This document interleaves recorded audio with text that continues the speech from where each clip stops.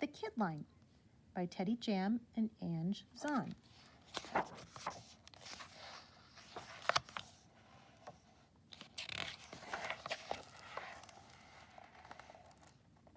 When he was young, my father worked on building maple leaf gardens. Right there, he'd say, "Look at that brick. I laid that brick. I remember."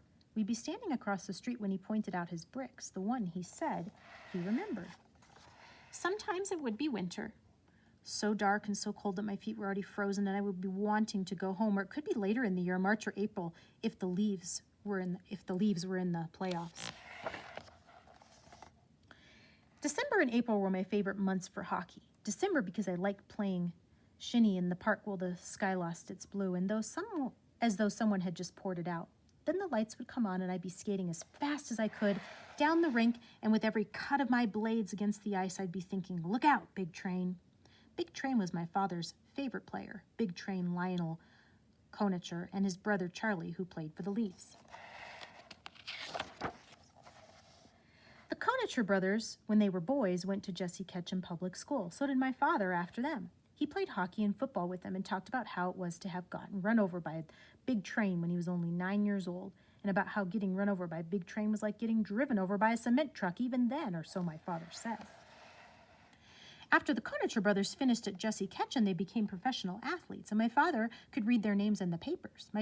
After my father finished school, he started as an apprentice to a bricklayer like his father, and he worked on the Maple Leaf Gardens, which is where Charlie Konicher became a big star and led the league to scoring 2 times.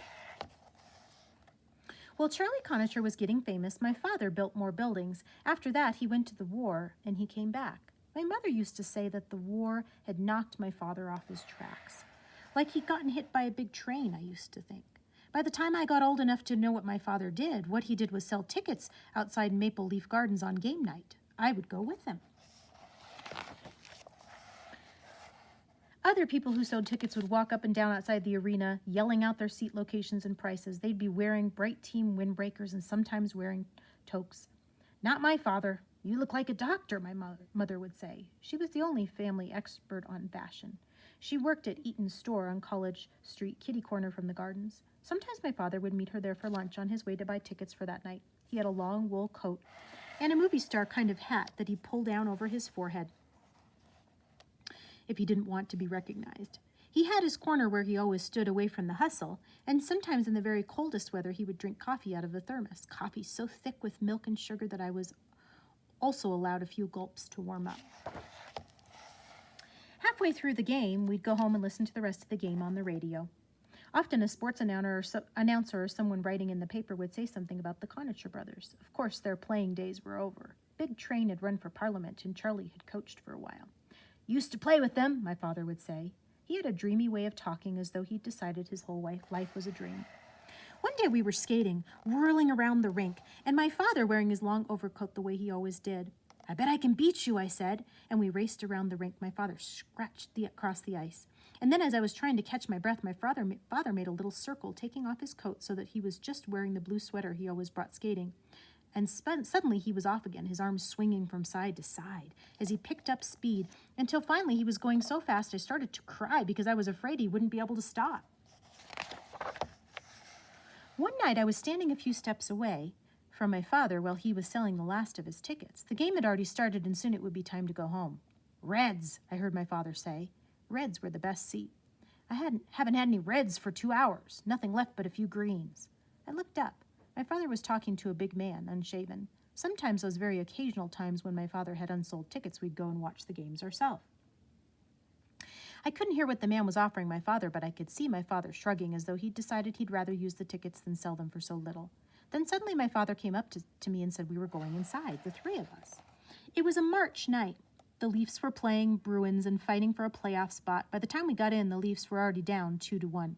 In those years, Ted Kennedy was the Leafs' best player, famous for his intensity. He had already helped the Maple Leafs win a Stanley Cup as part of the new Kid Line. The old Kid Line, the first, had of course starred Charlie Konicher. I was sitting between my father and the stranger when the Bruins scored their 3rd goal. The stranger gave a little grunt. One of his hands took hold of the seat in front of us, and I saw his knuckles were huge and swollen, the way hockey players' knuckles get. My father had explained to me, either from fighting or getting hit with the puck. Then I saw that the man had a big scar along one cheek, another line that could have been a scar on his chin. I should have recognized him right away. Charlie Conacher. His picture was up in the hall of our school, and my father had shown me his Conacher Brothers scrapbook a dozen times. Play hockey? He now asked me. Just fool around, I said. Do you? Used to, he said. Then he asked, Are you any good? No, I admitted, even my father can skate faster than me. It's not how fast you go, it's what you do, the stranger said. What's your position? Used to be a forward, I said. Now sometimes I have to play goalie. I was a goalie for a while. That's when I knew he was Charlie Conacher. My father had told me about how he'd started off as a goalie, then used to carry the puck with his goalie stick until finally a coach let him play up front. For the rest of the game, I sat beside him. Now and then he would clench his hands in frustration as the Leafs made a mistake or failed to score, and then just before the end, he disappeared.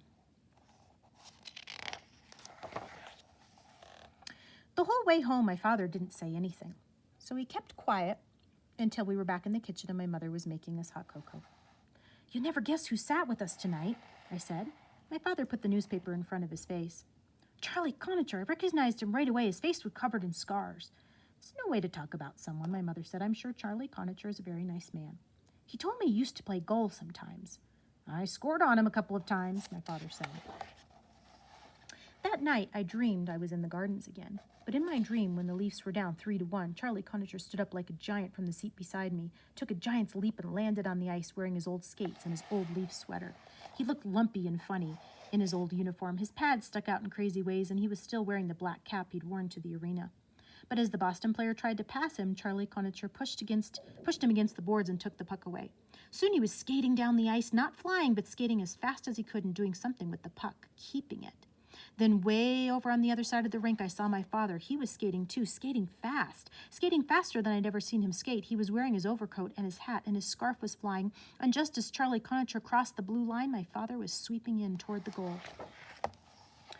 I could see everything. I could see it perfectly because I was coming in behind them, slow but sure, tiny and unseen between the other players. I was cruising toward the goal with my stick out, and suddenly Charlie had passed it to my father, who had passed it to me, and I was all alone in front of this giant goaltender, but his legs were open, and I poked the puck between them. My father stopped selling tickets when my parents moved into the old age home. He could still skate, and once, when I took him to the rink with my daughter, he let me beat him as she scooted up and down the boards. He watched the Saturday night game on TV, though he always said the Leafs weren't as good as they used to be. Occasionally, I would take him to a game. Before the gardens closed, he liked to stand outside with me after the game watching the building go dark. Now I sometimes go down there alone at night. You can almost see the ghosts coming in and out, almost hear their skates cutting up the ice, their shouts, their laughter. And then after they leave the building, there's a long silence. It's something you can't hear, but you can remember.